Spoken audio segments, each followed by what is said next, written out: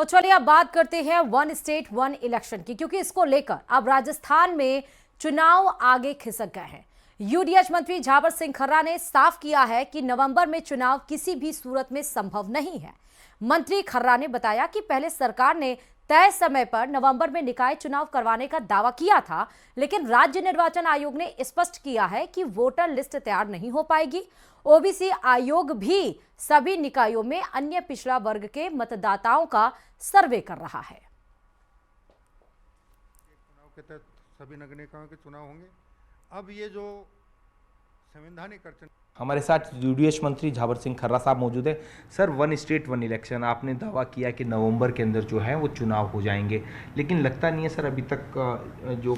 देखिए, मैं शुरू से एक ही बात कहता आ रहा था कि राज्य सरकार दिसंबर 2025 तक राज्य के सभी नगर निकायों के चुनाव एक राज्य एक चुनाव के तहत कराने के लिए संकल्पबद्ध है, और हमने इसी दिशा में आगे बढ़ते हुए अब तक का हमारा काम किया है। लेकिन अभी सितंबर महीने की शुरुआत में राज्य निर्वाचन आयोग ने सार्वजनिक रूप से स्वीकार किया है कि हम नवंबर के पहले सप्ताह से पहले मतदाता सूचियां नहीं बना सकते। उन्होंने जो कार्यक्रम जारी किया है उसमें मतदाता सूची का अंतिम प्रकाशन की तारीख नवंबर का प्रथम सप्ताह अंकित किया है।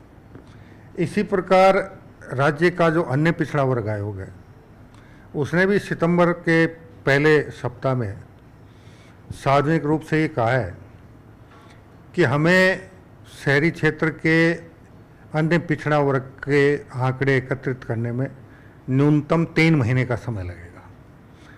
तो आपका ये भी सितंबर, अक्टूबर और नवंबर, मतलब दिसंबर के पहले सप्ताह तक उनका काम पूर्ण होगा।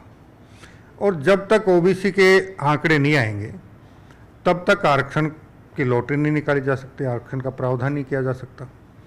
तो जब दिसंबर के पहले सप्ताह तक ये सारी कार्रवाई पूर्ण होगी तो जैसे ही आंकड़े हमें प्राप्त हो गए, हम एक सप्ताह में आरक्षण की लॉटरी निकालकर और इस काम को अंजाम दे देंगे। देखिए, ये थे हमारे साथ यूडीएच मंत्री झावर सिंह खर्रा साहब। इन्होंने कहा है कि वन स्टेट वन इलेक्शन जो चुनाव है उसमें जिस तरीके से कहा जा सकता है कि संवैधानिक पेचीदगियां आ रही है, उनका निस्तारण कर जनवरी 2026 तक निकाय और जो पंचायत के चुनाव हैं वो करवाए जाएंगे। न्यूज़ 18 राजस्थान के लिए सहयोगी दिलीप चीची के साथ रोशन शर्मा की रिपोर्ट।